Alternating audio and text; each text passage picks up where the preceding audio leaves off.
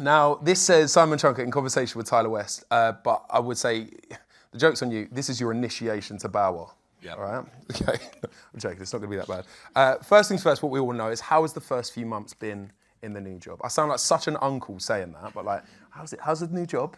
It's been busy. I think this is my 12th week, so we're not quite the tenure that D Ford had, but I'm beginning to feel at home actually. So I met you last week, Tyler. Yes. It was very welcoming.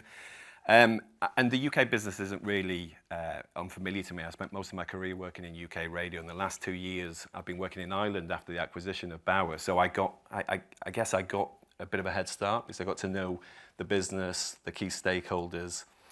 And then I've come across here. I've joined at a time where we're looking at budgets for 2024. So that's both a blessing and a curse. We're in Hamburg next week to present the first submission of that. And it's a blessing in that you're just giving an inordinate amount of information that you've got to get your head around pretty quickly. Mm-hmm. The curse is that you don't get a chance to engage with the wider business and with wider industry, but this is why I'm here today, so it's really nice to be here. Yeah, it's good to have you here, man. Now, can you talk, you've had an interesting journey, obviously, you were talking about Ireland and stuff, but can you talk us through your journey to how you ended up sitting here today? Yeah, okay. Well, I'm going to go right to the start, but there's a reason for it that I'll get to. So, raised really modest surroundings in Bradford, so a northern town, raised by my grandparents, who sadly, they passed away when I was in my mid-teens. And I was really lucky that a friend's parents took me in for a couple of years. And then I went to university, went to Newcastle. That's where I started my career in audio. So started working for Chrysalis Radio. That was the first acquisition of Global Radio. So I was there for 10 years, learned an awful amount there. And then went to Celador, which is now part of the Bauer family. So there's lots of familiar faces. I see one in the audience just there as well. And then my career really started accelerating when I went to Ireland. So moved across to Ireland, felt immediately at home there. We launched a digital audio advertising business called Audio XI. We launched Go Loud, which started off life as an aggregator app and an aggregated online player. But then it quickly became into a studios business where we developed lots of events, lots of on-demand content as well. And then it became the consumer-facing brand whenever we had 2 or more of our brands together. We grew off the ball, which was started off life as a sports broadcast on the radio station.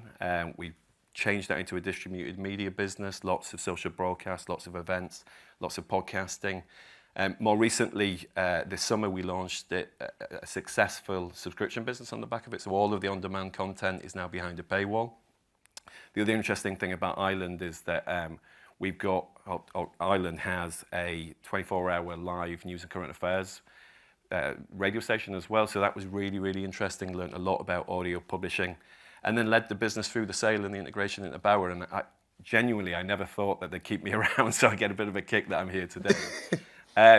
But the reason that I went all the way back to the start was because I've had a lot of support in my life and my career. So whether that be that family that took me in, Don Thompson, Mark Lee, Carol Edwards, Dee Ford, even Stephen Myron.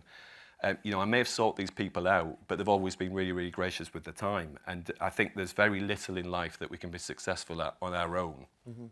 And business certainly isn't one of them. So I'm a big believer in collaboration. And whether that be internal, both at Bauer, I think Bauer's really interesting in that it's a multi-business organisation. So you've got audio, publishing, online comparison sites. We're across 9 territories just in audio alone. If that's with competition, I think this is a great example of it. So Radio Centre and TuneIn Events, there's amazing work done with that as well. But especially with clients and advertisers as well. So I think we've got to be looking to have win-win situations for all of our partners. Yeah, absolutely. Now, what was it about the Bauer role that made you want to take on the challenge? I think it was drive time on Kiss. Oh, yes, that's what I'm talking about. That's the reason I came here today. That's good. No, seriously. No, it's an amazing business. It really is. It's absolutely fantastic. The amount of creativity, passion, talent that exists in the business. The brands are absolutely superb. And I kind of always say that they may not have the same veneer of other brands in the market, but the products themselves are second to none. I truly believe that. And I think that's reflected in the growing audience numbers, the growing revenues across branded content and digital audio as well. So I think it's a great position to be in, particularly to get out and speak to advertising and clients around. Mm-hmm. I think we may have been guilty as a business of not being quick enough to act on certain things, and I think there's still areas where we can be a little bit siloed, but these are really, really small changes which could have huge impact for making us an even better partner for clients, advertisers and talent as well. Yeah, it's an exciting time. Yeah, really, really exciting. Now, if you had to pick one thing that's really exciting in the audio world right now, what would that be for you? I think there's always innovation. There's always change in audio.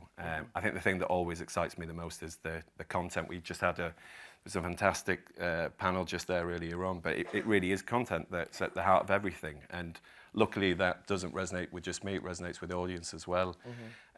It's across the breadth of everything we do at Bauer, so whether that be live radio, repeatable formats like Ken Bruce and Popmaster, whether it be on-demand content, so the Stay Relevant podcast, or Football Untold, which was a brilliant product that came out of our news teams, which was all highlighting the plight of footballers suffering with gambling addiction. It could be digital-only content, so Harriet Rose does Say It or Shot It, which is fantastic. Really relatable presenters, Dave Berry, Simon Mayo. It could be any one of the events that we do, so whether that be Hits Live, Magic at the Musicals, or charitable causes as well. So if you look at Cash for Kids, they gave out over £20 million to underprivileged children last year. And at the heart of everything we do, there's an amazing story. So I feel incredibly privileged to be in an industry where storytelling, entertainment and content's at the heart of it. Even your content from Ibiza, Tyler, where you We don't need to go over that. he wore dissolvable shorts in the sea. I didn't know. I mean, I'd be careful as categorising that as though I got excited by it, but I was definitely entertained by it. You'll witness that, all right? Hashtag tuning in, thank you very much. All right. Now, we're seeing so much change going on across the media. What would you say are the key things that all of us in this room need to pay attention to? Okay, well, I think there's three probably. The first one's innovation and technology. So technology has always been a friend to audio. It's helped us with accessibility. There's been lots of innovation around audience, lots of innovation around advertisers as well. And that's going to continue. And I think that we've had massive growth in smart speaker listening over the last few years. I think as voice technology gets even more embedded in our daily lives, that will continue. There'll be more opportunities around engagement, the audience, speaking to our presenters and brands more. I think as the technology develops around voice commerce, though, that's going to be really, really interesting for our advertising product. I'd be a fool not to mention AI. That's the obvious one. And audio is going to be no different in terms of disruption. I don't think we can bury our head in the sand as an industry. We don't want to sleepwalk into being the next blockbuster, but I definitely think there's opportunities for audience and for advertising. From audience, it's all going to be about engagement. So that might be smart speaker interactions. It could be generated content, personalized experiences.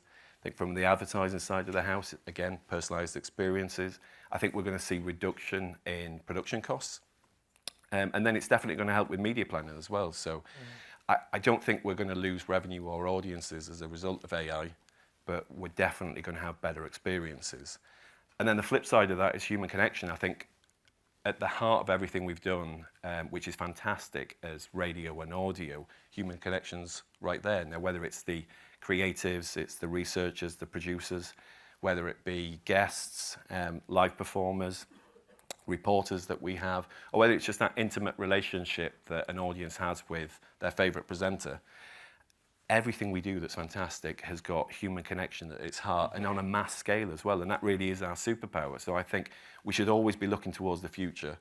We should always be thinking about how we can innovate, how we can continue to utilise technology to give better experiences, but never forget that USP, which is human connection. Yeah, exactly. And you mentioned there a lot about like smart speakers and different things, innovations and stuff like that, and that provides opportunities to take risks as well. Where do you stand on risk taking? Well, I watched that content that you spoke about. We didn't plan this. No, we did not plan script. this. I'm like, well, I think I sit here as a risk probably. Yeah. I think you always have to take calculated risks in order to grow in anything that you do, whether that be in your personal life, but never more so than in business as well. So I think risk taking is, it's just a hygiene factor of being progressive, I think. And what would you say is the biggest threat that we face as an industry?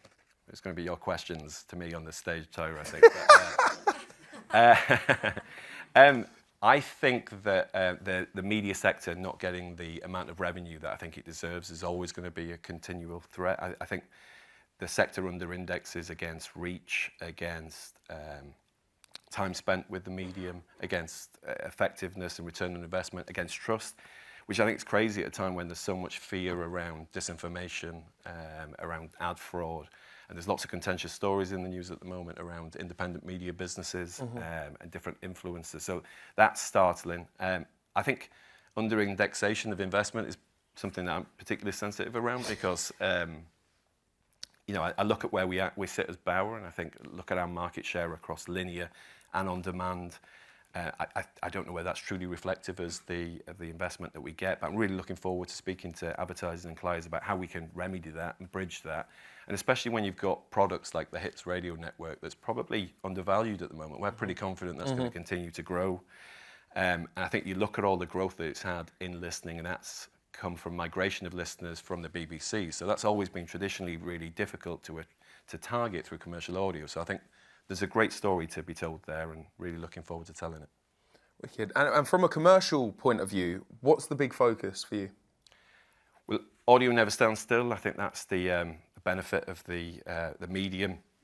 It's probably why it's so paramount still now at the moment. I think everybody knows the virtues of radio, whether it be reach, agility, connectivity, trust, effectiveness.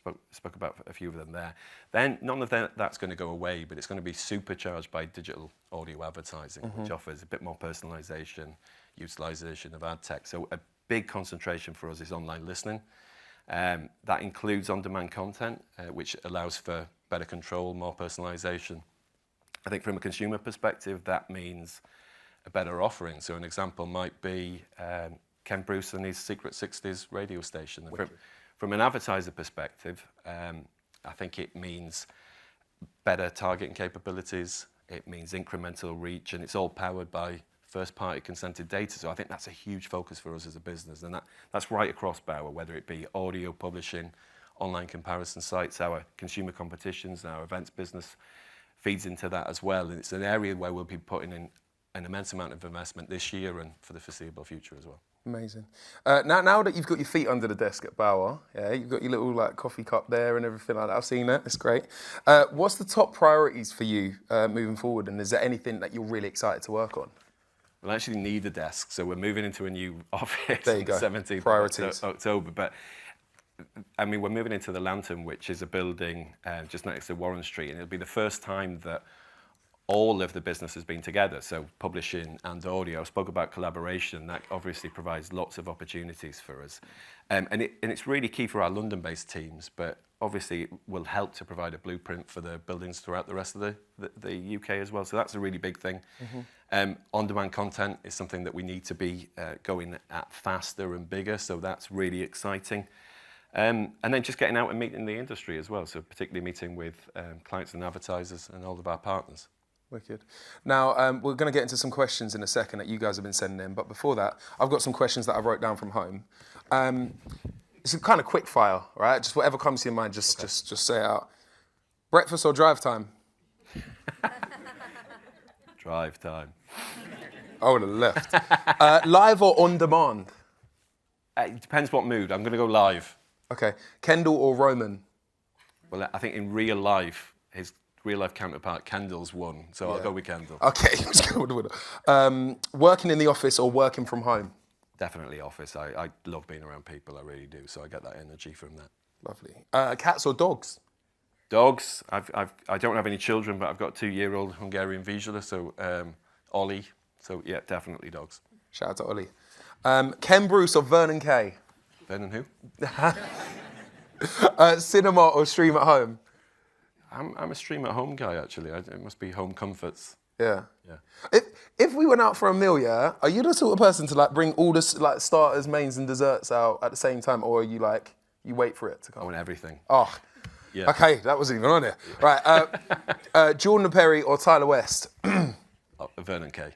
Oh gosh. Fine. All right, final one. Make a TikTok with me backstage or do a dance right now from Strictly Come Dancing. TikTok backstage. I tried, guys. All right, I absolutely tried. That would have went viral. That one. Okay. So shout out to you guys that have been sending questions on Slide Up Dough. Oh, we've got loads here, mate. Hope you're ready. Does Bauer have any plans to launch a current affairs audio offering? It's a really great question. It's a really saturated market, but I think there's always opportunities. I think asking me about plans after 12 weeks in is a little bit unfair at the moment, if I'm being completely honest. But I think we are open to everything, and that's what we should be looking at. And anything that's complementary to our broadcast audience will be really interesting to us, and that's certainly something that will be, whether that's a radio station or whether it's a on-demand content product. Yeah. How are Bauer looking to compete with the DAC smart speaker targeting from Global? Well, a lot of that comes through Octave. Octave's built on a really strong first-party data product, and that's the collection of that from both Bauer, audio and publishing, and then News as well from their audio division, but also from their press titles as well. So I think we've already got a leg up in that respect, but I think there's lots of things that we can learn from what DAX has done, particularly around modelling. And there's more that we can do with smart speaker linking as well. Okay, speaking of which, it says, I love Scala and I enjoy the ad-free premium service. Is the subscription service working well? Yeah, I think it is. I think subscription is a thing, is an area of business that we should really be focused on finding out more. And I think it does two things. It super serves an audience that are really keen to get to dive into that product more, but it also gives us a really interesting data point. And going back to that point that I made around investment in data, that's all we're looking for really, is what can we learn about our audience, and then how can we improve upon our products on the back of it.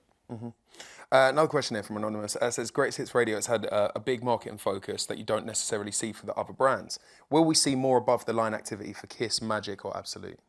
I think there's definitely plans around above-the-line marketing for next year. Depends whether my budget gets signed off. I think that's what This is it from James. What station comes on when you turn on the car? I sold my car when I moved to London, actually, so can I get out of that? Do you know what? It would, if it was on music preference, right? Yeah. It would probably be Absolute. Yeah. Or Hits. Yeah, no worries. That's all we've got time for today, guys. You mentioned innovation. What do you see as the key trends Bauer should be focusing on? I guess this is, I'm going to be repeating myself, but again, it'll be on-demand content, a bit more personality in our broadcast product, which repeatable formats that can really migrate into on-demand formats. And data's huge for us.